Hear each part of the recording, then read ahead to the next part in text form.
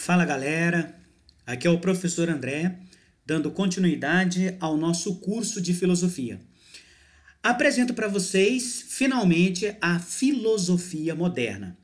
De modo especial, esta apresentação vai ser sobre o filósofo francês René Descartes, que é o representante máximo da filosofia moderna e da corrente chamado racionalismo.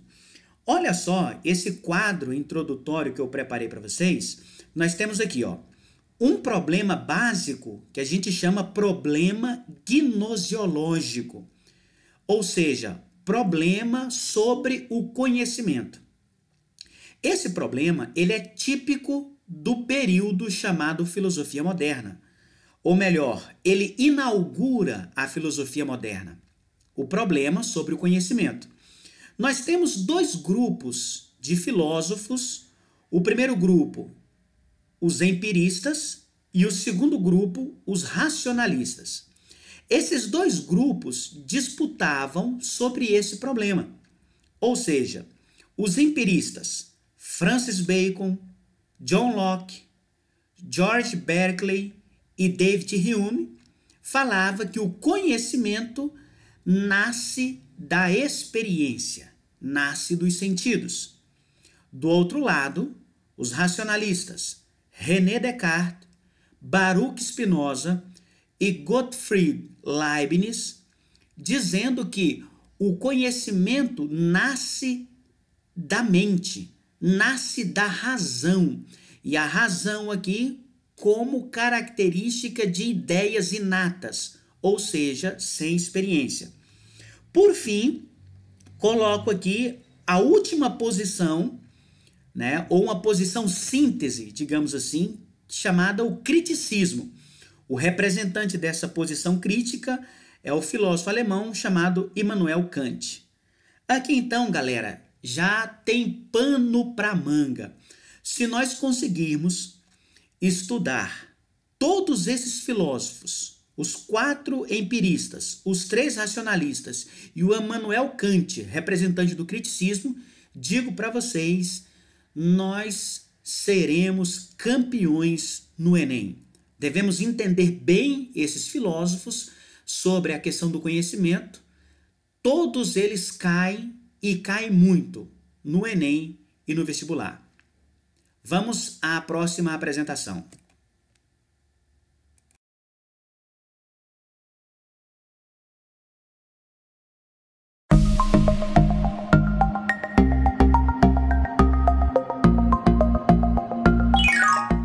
René Descartes foi soldado, matemático, filósofo e cientista. Nasceu em família rica na França em 1596 e faleceu no ano de 1650. Estudou os textos de Platão, Aristóteles e dos primeiros filósofos cristãos, como todo estudante de sua época. Mas ele se dedicou de forma especial à matemática e, aos 21 anos, já sabia praticamente tudo o que havia para se saber na área.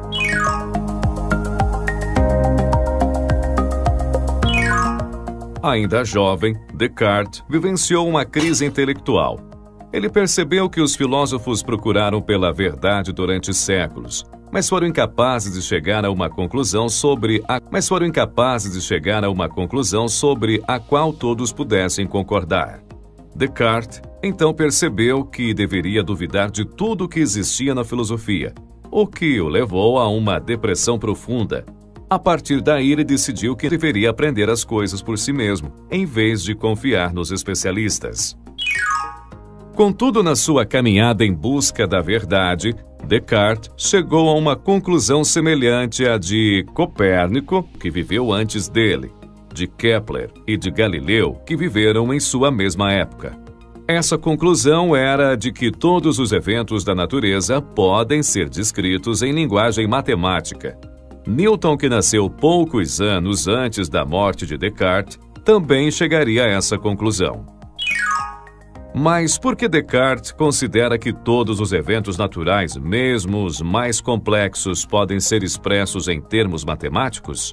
Bom, Descartes foi o criador da geometria analítica, Integrando a geometria e a álgebra, ele tornou possível a representação de fenômenos astronômicos como as órbitas planetárias. Sentindo-se estimulado por seu sucesso na matemática, ele desenvolveu 4 regras para se chegar à verdade em qualquer área de conhecimento. Vejamos.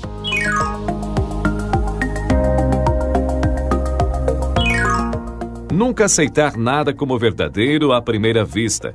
Essa é a primeira regra cartesiana. Deve-se evitar cuidadosamente a precipitação e o pré-julgamento.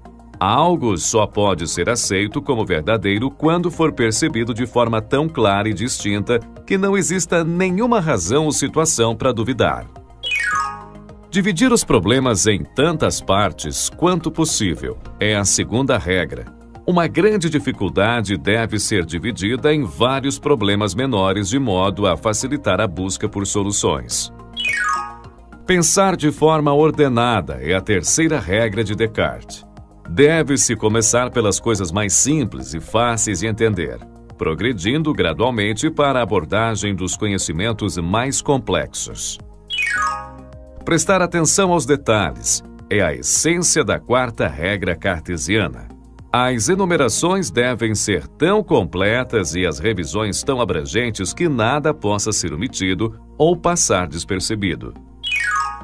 Munido com suas 4 regras, ele empreendeu uma trabalhosa busca intelectual pela verdade e chegou à conclusão de que a única coisa da qual podia ter certeza era de sua dúvida. Mas a certeza da dúvida lhe foi bastante iluminadora.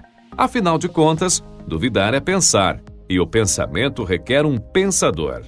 Assim, ele chegou à sua célebre conclusão: penso, logo existo. Descartes chegou à certeza de que a sua própria capacidade de pensar era real, e essa certeza fez com que ele percebesse que a introspecção, ou seja, a razão e a reflexão, era um caminho válido na busca pelo conhecimento.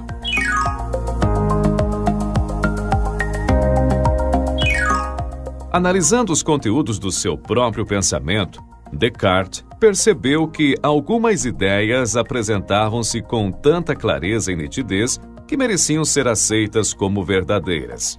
Ele notou ainda que essas ideias não eram resultado de mera aprendizagem. Não, elas eram parte natural da mente. Por exemplo, ele se deu conta de que, mesmo sendo uma criatura imperfeita, era capaz de sustentar ideias perfeitas. Ora, se ele mesmo era imperfeito, não poderia gerar ideias perfeitas por si mesmo. Então essas ideias deveriam ter sido inseridas em sua mente por algo mais perfeito que ele. Algo digno de toda a perfeição possível, ou seja, Deus. As ideias inatas, ou seja, ideias com as quais já nascemos, teriam sido colocadas em nossa mente por Deus. Fariam parte dessas ideias conceitos como infinito, unidade, perfeição, os axiomas matemáticos e a própria ideia da existência de Deus.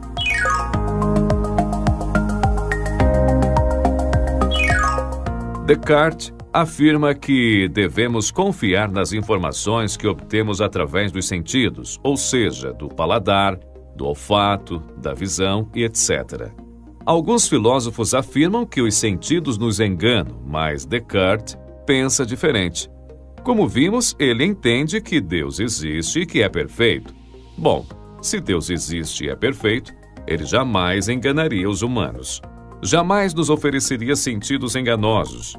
Nós devemos confiar, sim, na informação sensorial, mas antes de aceitá-la como válida, devemos observar se a informação está clara e nítida. Mas o que Descartes quer dizer com clareza e nitidez?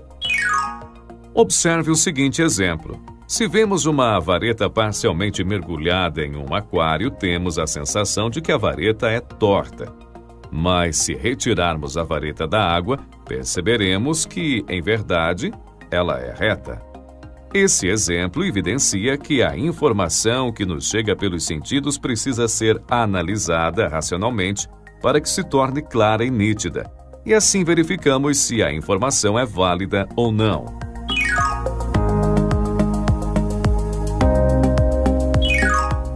Note que o método de Descartes consiste em intuição e dedução.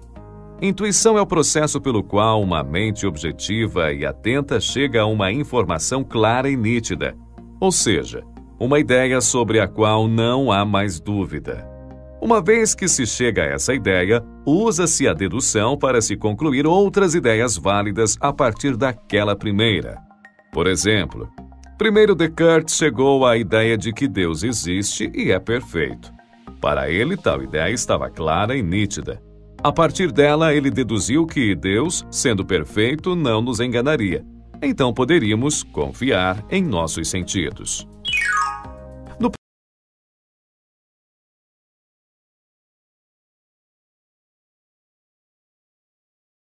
E uma das grandes obras do Descartes, em que ele apresenta o seu pensamento para a comunidade intelectual da Europa do seu tempo, é essa daqui, pessoal, ó. O Discurso do Método. É só esse livrinho aqui. Aqui, o Descartes nos mostra como pensar de forma certa e segura. Seguindo aqui a matemática, nós vamos ter um método que vai nos possibilitar chegar a ideias evidentes, claras e distintas. Essas ideias serão as verdades incontestáveis que serão o fundamento das ciências particulares. É nesse livrinho, pessoal, que o Descartes ele nos diz quais são as regras que nós devemos seguir para ter um conhecimento certo e seguro. Um conhecimento que deixe essa tradição de lado, esse conhecimento aqui que traz verdades contestáveis, para que a gente possa fundar um novo conhecimento, um conhecimento que vai nos trazer progresso e prosperidade.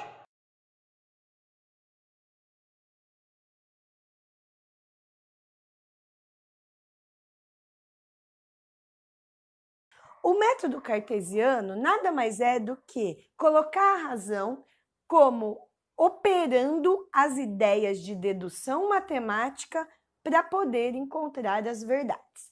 Então, ele quer o quê? O ser humano pensa. Isso é uma característica humana. Se ele pensa, ele tem uma estrutura dentro da mente dele. E ele acreditava que essa mente ela poderia trabalhar de forma lógica. Por isso, ele vai falar que a razão ela deve operar com a dedução matemática. Então, óbvio, o matemático como ele era, ele vai trazer o conhecimento que ele tinha para aplicar nas teorias de conhecimento científicos e nas teorias de conhecimento filosófico. Para isso, para desenvolver o método cartesiano, ele divide esse método em 4 regras principais. A regra número 1, a regra da evidência, a 2 é a da análise, a 3, que está ali, nós já vamos ver, é a regra da síntese e, por último, a regra da enumeração. Vamos entender essas regrinhas, que é o que ele sugeria para vocês. Primeiro, quando você se depara com conhecimento, com uma informação, com uma notícia, com qualquer contexto que seja, né? Seja visual, seja uma leitura, seja algo que você ouviu, a primeira coisa que você tem que fazer é qual é a evidência desse fato. Ou seja, esse fato precisa ser explicado? Ou quando eu percebi, quando eu observei, quando eu li, quando me falaram, ele ficou completamente compreensível? Existe como duvidar daquilo que estão me falando? Ou seja, é clara e distinta essa informação que eu estou recebendo, assim como 2 e 2 são 4? Se não for, para aí. Então, para e observa. É nessa hora que nós vamos para a regra da análise. Qual é a regra da análise? Então, apresentado para você um problema, um fato, um contexto extremamente complexo. Você olha e fala, não dá para entender isso assim. Não está claro para mim. Eu quero que seja melhor explicado. Então, você vai fazer uma análise. Como que você faz uma análise de um fato, de um conhecimento?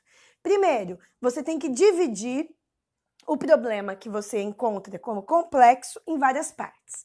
Então, como um bom matemático, em vez de você tentar entender o todo de uma vez, você vai reduzindo isso em várias partes, e assim que você reduz, você vai, a partir das partes, chegar ao todo. Então, dividir o problema em partes, reduzir o complexo ao simples, e daí, da parte para o todo, você vai buscar informação, você vai adquirir conhecimento. Então, pensa lá num problema matemático. Você começa sempre pelas equações mais simples para conseguir ir tirando conclusões que sejam plausíveis para aquele resultado. Terceira regra, a regra da síntese, como eu havia dito. Depois de dividir tudo, Você precisa resolver os problemas partindo do simples para o complexo. Ou seja, acabei de explicar a regra da síntese, ela está meio que juntinha ali com a regra da análise. E por último, mas não menos importante, você precisa de tempo em tempo voltar para o caminho que você percorreu para chegar a um resultado e ver se nada foi deixado de lado. Então, qualquer informação, notícia, acontecimento, né, uma verdade que chega para você como absoluta, você para e pensa, calma aí, é evidente? Deixa eu fazer uma análise, deixa eu entender cada parte, cada fase dessa história. Ah, entendi cada fase, eu quero entender agora melhor cada momento disso que aconteceu. Deu para compreender? Conseguiu ver as evidências? Aí você vai parar e vai falar, calma aí, volta lá para o começo, vamos fazer de novo para ver se a gente consegue chegar exatamente no mesmo resultado. Então, esse é o método cartesiano, o método que vai trazer para nós as regras a fim de chegar a uma verdade que seja absoluta.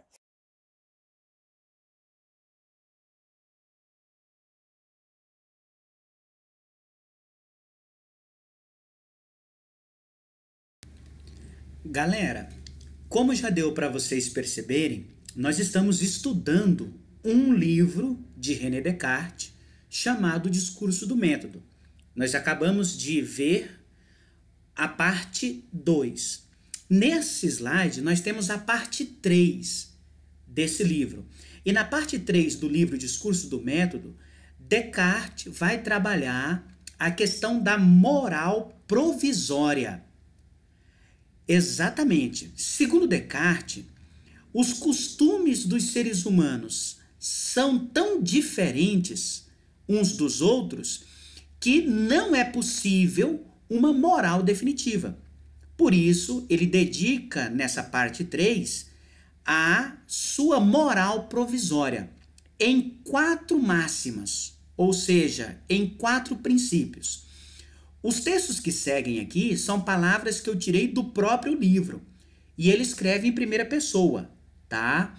Então vamos à primeira lei ou à primeira regra para essa moral provisória. Descartes diz o seguinte na primeira lei: obedecer às leis e aos costumes do meu país. Olha só, se é impossível uma moral definitiva para qualquer pessoa, o que é então que uma pessoa tem que fazer? Descartes diz o seguinte: ela tem que ser prática, ou seja, segue as leis do seu país como se fosse as principais leis que existissem. Simples assim. Se todas são iguais, então eu vou priorizar a do meu país, né? A do lugar onde eu moro. Simples assim. Continua na leitura ali. Retendo constantemente a religião em que Deus me concedeu a graça de ser instruído desde a infância, governando-me em tudo mais, segundo as opiniões mais moderadas e as mais distanciadas do excesso, que fossem comumente acolhidas em práticas pelos mais sensatos daqueles com os quais teria de viver. Ou seja, para Descartes, então, é simples. Se você nasceu católico, o seu dever é ser católico. Se você nasceu protestante, o seu dever é ser protestante. No seu país, na sua cidade, onde você mora, tem uma lei. Você vai perceber que tem pessoas que vão obedecer cegamente. Outras pessoas vão desobedecer sem nenhum motivo. Descartes faz o seguinte: age da forma moderada. Não seja excessivo em descumprir e não seja excessivo em cumprir sem saber o que você está cumprindo. Mas vá pela regra do meio. Seja moderado e obedeça aquilo que o seu país, a sua cidade coloca para você cumprir. Segunda lei, né, ou segunda máxima que Descartes colocou na sua moral provisória. Acompanhe comigo lá. Ser o mais firme e o mais resoluto possível em minhas ações. Ou seja, pessoal, é o seguinte: se não tem uma regra absoluta, ele diz o seguinte: coloque uma coisa na sua mente e no seu coração e siga até o final. Seja firme e resolvido nas suas decisões. Você não é obrigado a decidir uma coisa, mas se você decidiu, leve isso até o final. Acompanhe a leitura para vocês perceberem que é isso que ele está dizendo. E em não seguir menos constantemente do que se fosse muito seguras as opiniões mais duvidosas, sempre que eu me tivesse decidido a tanto. Imitando nisso os viajantes. Olha só aqui a comparação que ele faz. Que, vendo-se extraviado em alguma floresta, ou seja, estando perdido, não deve ficar indo e voltando, ora para um lado, ora para o outro, pois assim ele nunca sairia da floresta, mas caminhar sempre em linha reta, o mais possível, para um lado só, e não mudá-lo por fracas razões, ainda que no começo só o acaso talvez haja determinado a sua escolha. Simples assim. Então ele diz, mesmo você não tendo clareza daquilo que você está decidindo, mas se você decidiu, vai até o final para você ver o resultado disso. Senão, você vai ficar sempre indo e voltando e nunca vai concluir nada. Vamos para a regra 3 e a regra 4.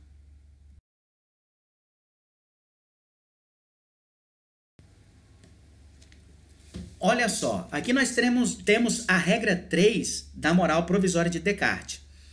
Procurar antes vencer a mim próprio do que a fortuna. E adiantes modificar os meus desejos do que a ordem do mundo. Aqui, pessoal, é aquela ideia, né? Não sei se vocês já ouviram, tem até alguns ditados populares nesse sentido, né? Que antes de eu mudar o mundo, de eu transformar o mundo, eu tenho que transformar a mim mesmo. Em outras palavras, se eu quiser mudar o mundo, mude a sua própria cabeça. É isso que Descartes está falando. Acompanhe comigo a leitura ali, ó. Ele diz o seguinte: e em geral, há de acostumar-me a crer que nada há que esteja inteiramente em nosso poder, exceto os nossos próprios pensamentos. É isso que Descartes está falando. Se você for parar para pensar mesmo, a única coisa que você realmente pode mudar é você mesmo. É o seu próprio pensamento. Quando você muda o seu pensamento, você muda a sua ação. Quando você muda a sua ação, aí você é capaz de mudar quem está ao seu redor. Mudando quem está ao seu redor, você será capaz de mudar uma sociedade. Mudando uma sociedade, você é capaz de mudar o mundo. Então, Descartes, ele está seguindo as regras que ele mesmo colocou lá atrás, que nós vimos, entende? Então, eu não tenho que mudar o mundo, eu tenho que mudar a minha ideia. Mudando a minha ideia, eu consigo, quem sabe, outros resultados. A última regra, a quarta e última da moral provisória, ele vai dizer o seguinte: enfim, para a conclusão dessa moral, deliberei passar em revista as diversas ocupações que os homens exercem nesta vida, para procurar escolher a melhor. Aqui é aquele princípio que ele tomou para a sua própria vida. Descartes, pessoal, ele chegou no momento em que os costumes eram tão diferentes, mas tão diferentes, que ele falou o seguinte: eu não quero mais aprender dos livros, eu vou aprender da minha própria vida. E ele começou a fazer várias viagens. Só que nessas viagens, ele percebia culturas, costumes, comidas, roupas, comportamentos totalmente diferentes. Então ele colocou na cabeça dele o seguinte: já que é impossível decidir qual é o melhor, eu vou comparar todos e escolher o que é o melhor segundo o meu juízo. Eu não vou me preocupar em colocar na balança para apresentar uma moral para outras pessoas. Eu quero saber o que para mim, subjetivamente, vai ser o melhor. Veja só se é isso mesmo. Vamos continuar a leitura ali, ó. E sem que pretenda dizer nada as dos outros, pensei que o melhor a fazer seria continuar naquela mesma em que me achava, isto é, empregar toda a minha vida em cultivar a minha razão e adiantar-me o mais que pudesse no conhecimento da verdade, segundo o método que eu mesmo prescrevera. Então, é aquilo que a gente tinha dito. Ele olha os costumes, faz uma comparação, percebe que é impossível dizer entre eles qual é o melhor, e ele chega à seguinte conclusão: quer saber de uma coisa? Vou seguir a cultura na qual eu mesmo estou, a minha cultura. Essa eu vou considerar a melhor, portanto, é nessa cultura, é nesse costume, né, que eu vou viver e que eu vou tentar me comprometer, ou seja, viver da melhor forma possível. Então, pessoal, essas 4 máximas, essas 4 leis, é chamada de as 4 regras ou 4 leis da moral provisória. Porque, segundo Descartes, ele falava o seguinte: é impossível dizer qual é a melhor moral ou a moral exemplar. Por isso, eu proponho essas 4 regras, primeiro para mim, e depois quem quiser seguir, esteja à vontade.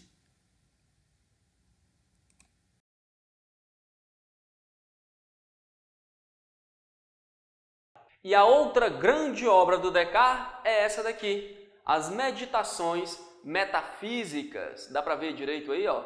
As Meditações Metafísicas, em que o Descartes vai aprofundar mais ainda a questão do método, a questão do passo a passo, como é que a gente vai produzir, como é que a gente vai chegar às verdades que estão aqui, ó, no fundamento de tudo. Não é à toa que são as meditações metafísicas. E a metafísica é a base aqui de toda a árvore do conhecimento. É a raiz da árvore do conhecimento. Pessoal, aqui o Descartes ele vai colocar a dúvida metódica. O que é essa dúvida metódica? É duvidar de tudo aquilo que a gente já experienciou, de tudo aquilo que a gente conhece. O Descartes, ele quer fundar um novo conhecimento duvidando de tudo aquilo que a gente já tinha conhecimento. O que é que ele quer com isso? Ele quer fazer um filtro. Bom, eu tenho todas essas ideias aqui. Deixa eu pegar um pincel. Eu tenho todas essas ideias, tá? Que foi me fornecida pela tradição. E aí, com a dúvida metódica, eu faço um filtro que vai me permitir ver quais desses conhecimentos aqui são ideias claras, seguras, evidentes, distintas. Deu para entender, pessoal? A dúvida metódica é uma forma que eu tenho de filtrar tudo aquilo que me chega pela tradição e ver o que é que eu posso absorver, o que é que eu posso ainda sustentar de tudo aquilo que me chega através da tradição. E essa dúvida metódica do Descartes, ela é tão radical, mas tão radical que ele vai duvidar de tudo. Ele vai duvidar do corpo dele, ele vai duvidar se ele existe, ele vai dizer, será que eu não estou sonhando? Será que eu aqui agora, de frente para essa lareira, não é só uma ilusão, não é só um sonho? Bom, eu posso duvidar de tudo isso, mas eu não posso duvidar da matemática, eu não posso duvidar da estrutura do universo, do conhecimento do universo. Bom, mas se existisse um gênio maligno, se existisse um Deus enganador que faz eu pensar que 1 mais 1 é igual a 2, quando na realidade 1 mais 1 é igual a 4. E se existisse esse gênio? E se toda matemática fosse um erro, fosse uma enganação da nossa mente causada por esse gênio, que ele vai chamar de gênio maligno? Aí tá lascado, né? Pronto, fudeu com tudo, não dá para acreditar nos sentidos, porque os sentidos nos enganam, não dá para acreditar que eu existo agora, como ele coloca nas meditações metafísicas, não dá para acreditar que eu estou sentado aqui nessa poltrona, de frente para essa lareira, lendo este livro, não dá para acreditar nisso e não dá para acreditar também nas verdades da matemática. Então, duvidando de tudo, dá para me perceber que eu não posso acreditar em nada. Mas espera aí, se eu duvido, é porque eu estou pensando. E se eu penso, eu existo. Então, o Descartes, ele chega, pessoal, ao primeiro princípio de toda a árvore do conhecimento, do conhecimento sistemático que ele quer fundar, que é esse princípio do penso, logo existo. E que, pessoal, isso daqui não é a conclusão de um argumento silogístico feito de acordo lá com o que o Aristóteles nos ensina. Premissa maior, premissa menor, conclusão. Isso daqui é uma intuição.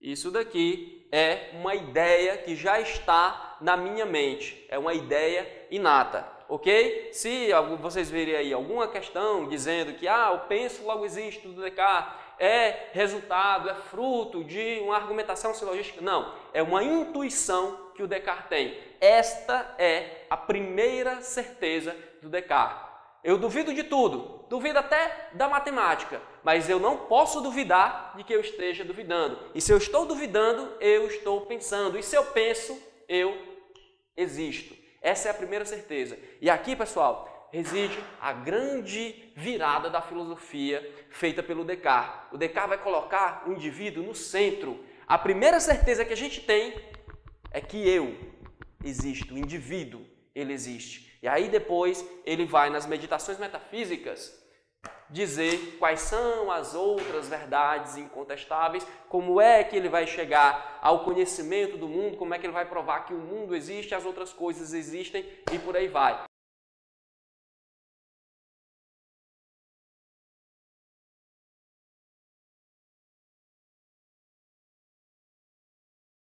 Para isso, ele desenvolve a dúvida metódica ou o método da dúvida, que é a mesma coisa.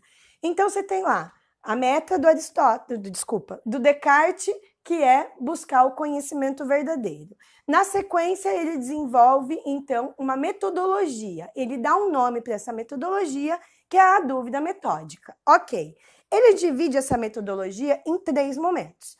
No primeiro momento, abandone seus sentidos. No segundo momento, tudo pode ser uma mentira. No terceiro momento, alguém pode estar criando essa mentira. No terceiro momento, alguém pode estar criando essa mentira para a gente viver nesse mundo dessa forma. Então, o que ele quer dizer com isso? Primeiro, te apresentado lá uma informação, uma notícia, uma coisa nova que você nunca tinha visto.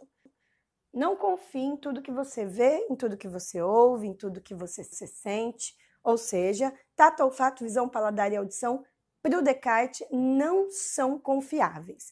Por quê? Se em algum momento da sua vida você foi enganado pelo seu tato, pelo seu olfato, pela sua audição, pelo seu paladar ou pela sua visão, é motivo suficiente para você nunca mais usar eles como critério de conhecimento.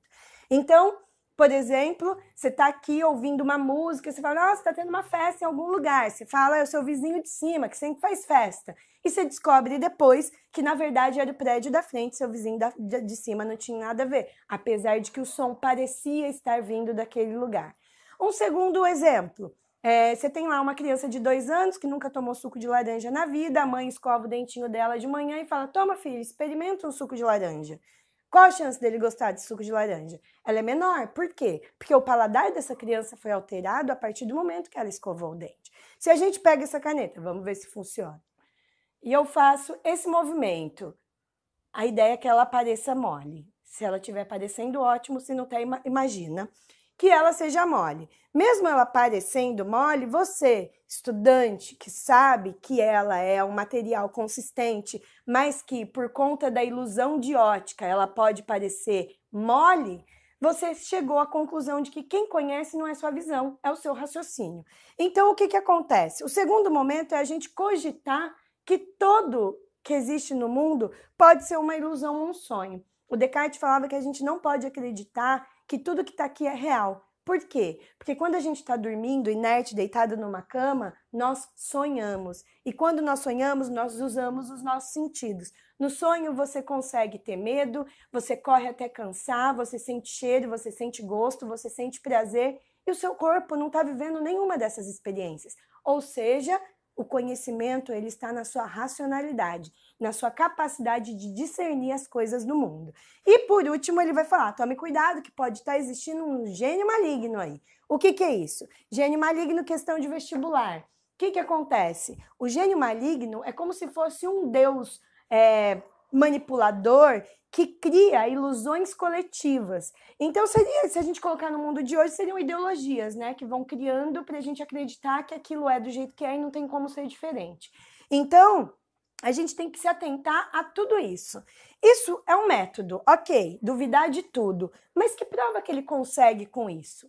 A mais importante de todas da filosofia cartesiana. Por quê? Por meio da dúvida, ele descobre que ele pensa.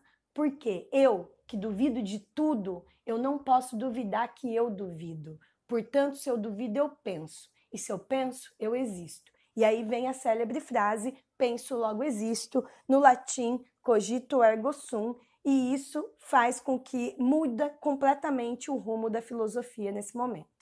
Bom, dúvida metódica é o ponto principal da filosofia do Descartes. Espero que vocês tenham compreendido, que tenham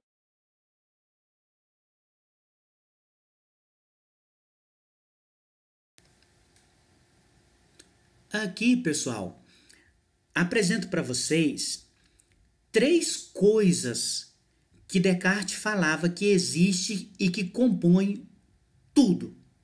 Aqui as palavras, elas estão escritas em latim. Res cogitans, quer dizer coisa pensante.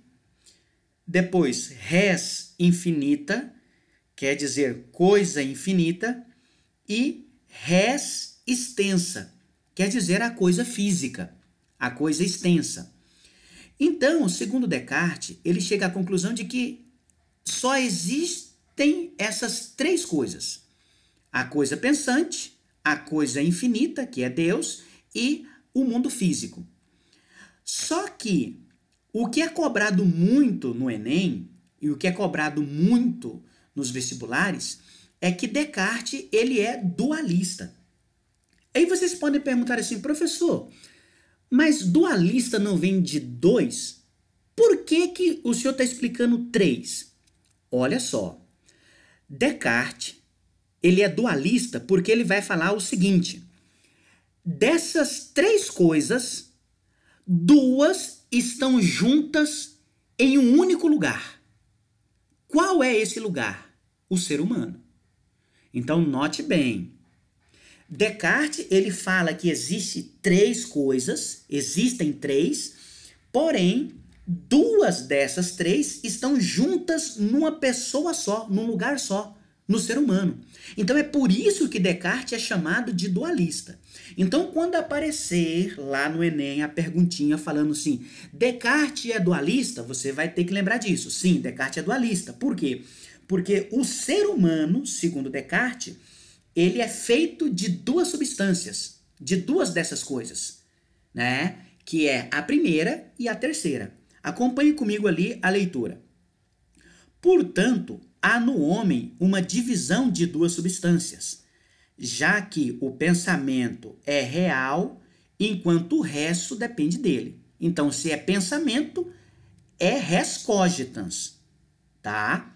Ó, a resistência, que é a matéria, e a res cogitans, que é o espírito, razão, mente, pensamento, ou somente sujeito pensante, em termos universais. Esse dualismo psicofísico, ó, psique quer dizer mente, físico quer dizer matéria, subordina o mundo à mente humana, de modo que somente pelas representações do espírito se conhece as coisas. Ou seja, elas só ganham sentido, leia-se existência, a partir de uma abordagem que constrói argumentativamente o mundo, através dos princípios puramente inteligíveis. Vocês devem estar perguntando assim, como assim, professor? Em poucas palavras, o que Descartes está falando é o seguinte, o ser humano ele é dual. Só existe 2 coisas no ser humano. A res infinita não tem no homem, certo? E O ser humano só consegue entender o mundo, só consegue entender as coisas físicas porque o ser humano tem pensamento. Então, se tiver alguma pergunta falando o seguinte, qual dessas duas coisas é a mais importante, você não vai ter dúvida. A coisa mais importante das duas, da res cogita e da resistência, é a cogitans, é o pensamento. Porque só pelo pensamento o ser humano sabe que existe as coisas físicas. Mas, e se cair uma pegadinha? E se a pergunta lá no vestibular e no Enem for a seguinte, qual das três coisas é a mais importante? A pensante, a infinita ou a extensa? Você ainda vai responder que é a pensante, tá? E você fala assim, pô, professor, como assim? Você está querendo dizer que para Descartes o pensamento ele ainda é mais importante do que Deus? Sim, e vou relembrar vocês por quê. Alunos, como que o ser humano sabe que existe Deus? Não é pelo pensamento? Então, por isso que Descartes ele duvidou de tudo. Lembra que ele duvida da matéria, duvida, né, das coisas físicas. Depois ele vai duvidar, inclusive, das coisas não físicas. Por exemplo, da matemática, do infinito. Vai duvidar da existência de Deus. Lembra do Deus enganador? Lembra do gênio maligno? Ele vai duvidar disso também. Até que ele vai dizer o seguinte, eu não posso duvidar que eu estou duvidando. Então, a res cogita das três é a mais importante. E se cair só duas, res cogita e resistência, também a cogitans é a mais importante. Simples assim. Ok? Vamos concluindo, então, nos próximos slides, essa nossa apresentação.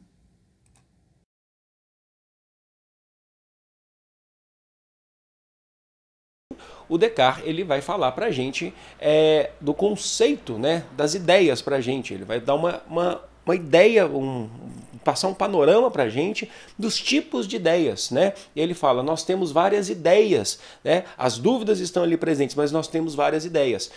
Por exemplo, a teoria das ideias do Descartes, ele parte de um princípio que nós temos ideias inatas. O que são ideias inatas? São ideias que nascem com a gente. Ele dizia que ele parava para pensar em algo e ele começava a lembrar de algumas coisas que ninguém nunca ensinou para ele nunca vivenciou.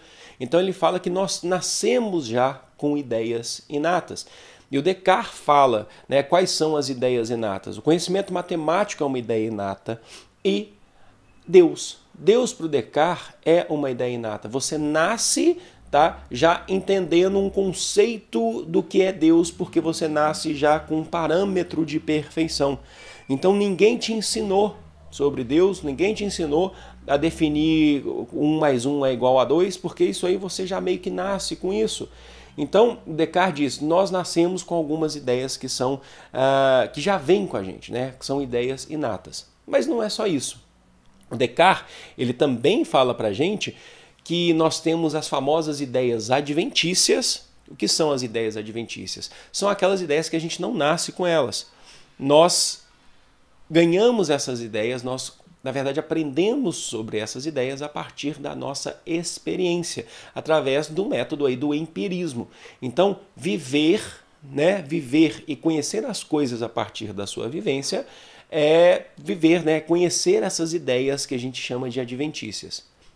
E por último, ele tem as ideias que a gente chama de ideias factícias, que são ideias que são geradas através de outras ideias. É meio que um meio termo entre as ideias inatas e as ideias adventícias.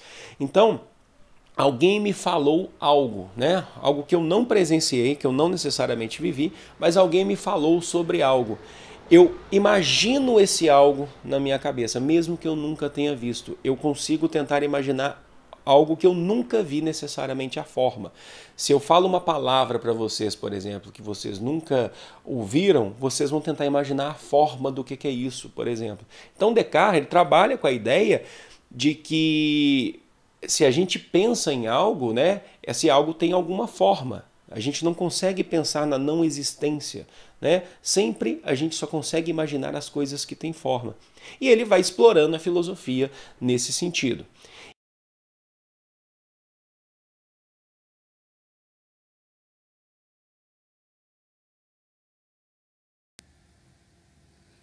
Aqui apresento para vocês as referências que nós utilizamos para essa apresentação. Utilizamos o vídeo chamado Descartes e o Racionalismo, do professor Anderson, do canal Filosofia Total. Utilizamos também o vídeo René Descartes para o Enem, aula 14, do professor Renaud, do canal Parabólica. Utilizamos também o vídeo Racionalismo de Descartes, da professora Gabi, do canal Filosofando com Gabi. E por fim, que na verdade foi o primeiro vídeo que nós vimos, René Descartes 1, Penso, Logo Existo, do canal Didáticas. Espero que tenham gostado. Nos próximos continuaremos com os filósofos racionalistas.